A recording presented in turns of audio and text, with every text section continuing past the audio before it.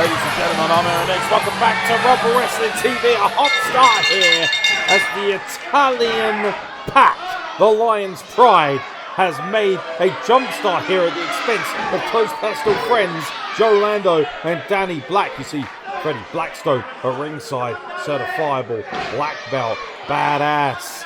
In the middle of the ring are his partners from the Lion's Pride, Rocco Garza and Fabio Romano with the Irish whip, but Danny Black and Joe Lando duck clothesline, stereo clotheslines, and now a stereo flying cross body.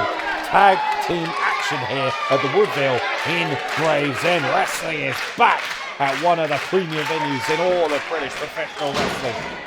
Referee Dave Macro in charge of this tag team matchup, and now the Cloe Personal Friends go to work on Fabio Romano, PK, and a beautiful standing moonsault with the fist drop.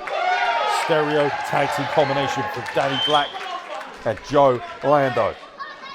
Danny Black now in the ring as we speak, the legal man against Fabio Romano. And Fabio Romano, don't be fooled by the shorter stature, an incredibly capable, incredibly impressive professional wrestler. Every single individual in this matchup is at the top of their game, some of the very best that wrestling full stop has to offer. Never mind British wrestling. A real international flavour going on here as well, of course, with the Italian nature of the Lion's Pride. Of course, Joe Lando fresh off a tour of Japan as well, and of course Danny Black becoming quite the seasoned traveller himself, especially in Europe. And now Joe Lando with wrist-lock control on Fabio Romano. Not often that Joe Lando has a height advantage or even a weight advantage over an opponent, but he certainly does so with Fabio Romano. Romano, I consider to be quite the devilish underdog in many ways. He's a trickster. He's got a lot of different abilities, hitting up those slaves, and Freddie Blackstone, as I've said, Fabio Romano taking full advantage of the fact that Blackstone is causing the distraction. And Fabio Romano is like I liken to an Italian pit bull.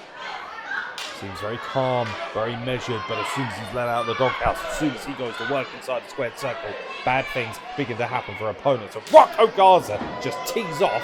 He's definitely the muscle of the gang, and also, in many people's eyes, the de facto leader of the Lion's Pride. Now he's just mercilessly, brutally damaging Danny Black in the corner. Cloe Personal Friends, ladies and gentlemen. We of course saw all the Cloe Personal Friends last time out at Gillingham, and now Freddie Blackstone and Fabio Romano taking full advantage of the referee's distraction off of Rocco Garza. Now, referee Dave Macro has a hard enough time keeping up with the standard pace of things. He's certainly not going to have much of a chance here. My God, brutal senton right across Danny Black's chest. That's a lot of weight dropping down on a much smaller man. And Rocco Garza tags in a more diminutive but equally dangerous Fabio Romano. And Irish whips him, using him like a missile, an Italian missile into the corner. And Romano looking for that neck breaker right across the knee, a modified neck breaker of sorts. 2 count, says referee Dave Macro. You know, it's Fabio Romano not allowing Danny Black any opportunity to tag in Joe Lando, who is relatively fresh now in the corner. Very smart from Fabio Romano, and very relentless as well. Some wrestlers take their time. Fabio Romano certainly does it. Doesn't get paid by the hour. You notice Romano, relentless offense on Danny Black, not allowing him an opportunity, smothering him in the corner right now, holding him in the corner so Garza can crush him with that ample frame of his. Rocco Garza is indeed the legal man here against Danny Black. Looking for a suplex and looks to take him up, but Danny Black counters with a roll-up right into the enemy territory. And,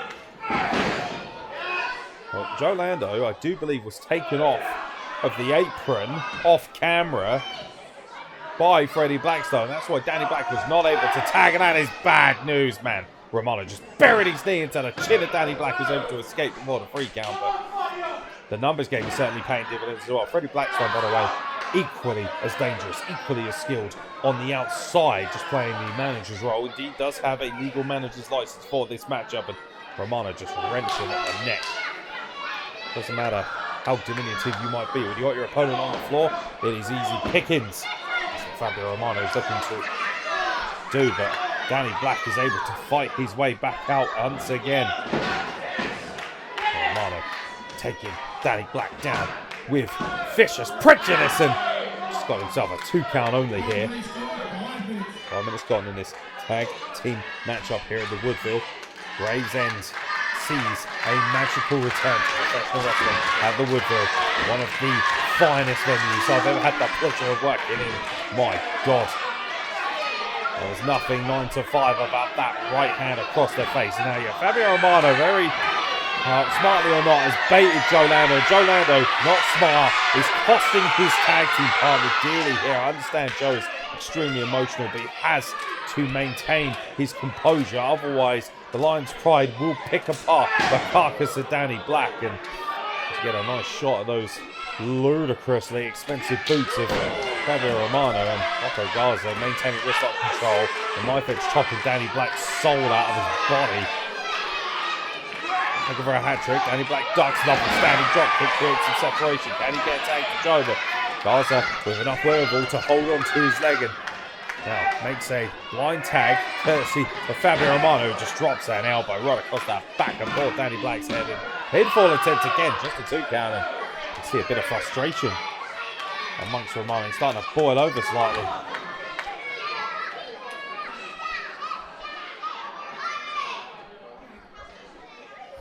Danny Black able to put the brakes on here. Fabio Romano was looking for a big suplex there, and one of the few things that Romano does have as a disadvantage, of course, is that ability to lift weight due to his diminutive size. And Danny Black desperately trying to crawl away from Romano, who's maintaining some hold of that leg, and he was looking for an enziguri, but Romano's shorter stature meant it was easier to avoid collision there.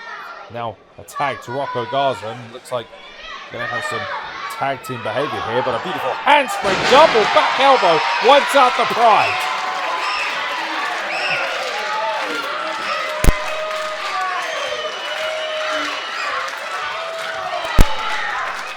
But Danny Black desperately calling Freddie Blackstone and trying to get the Pride back into this game. There's no wherewithal. Joe Lando finally gets the tag and is fresh and ready to go. He brings the clothesline, brings the heat. And Rocco Garza's not going off his feet, but Romano certainly is. Now Garza looks to cut off Joe Lando, but he gets caught at the bypass, and a beautiful standing roundhouse kick.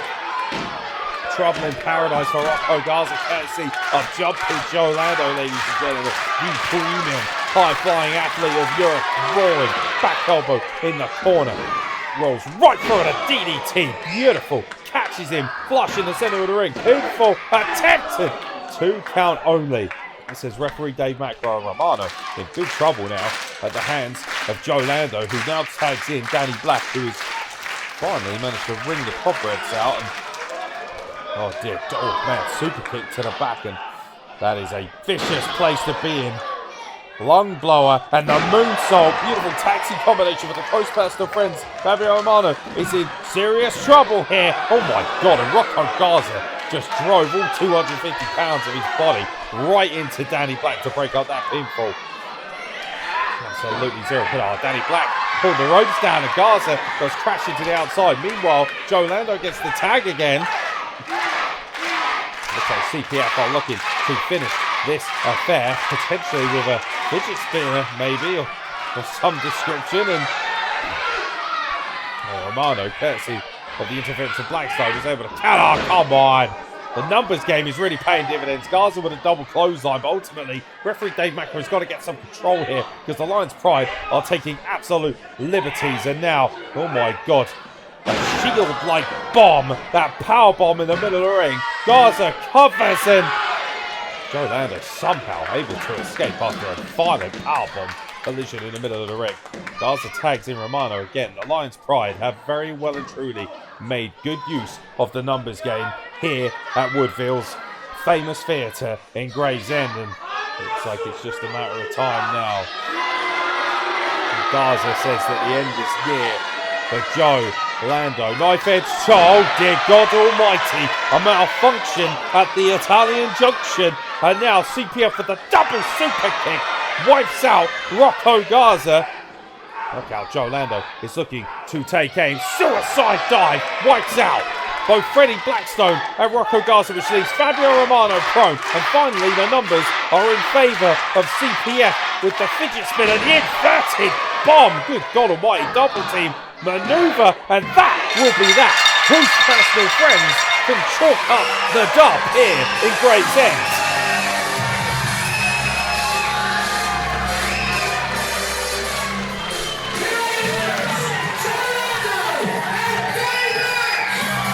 Well, the Lions Pride were desperately trying to use the numbers game, but ultimately, Cloe Personal Friends were able to overcome such shenanigans. Garza looks enraged, utterly enraged. Bottom line is CPF are your winners here in Gravesend, ladies and gentlemen.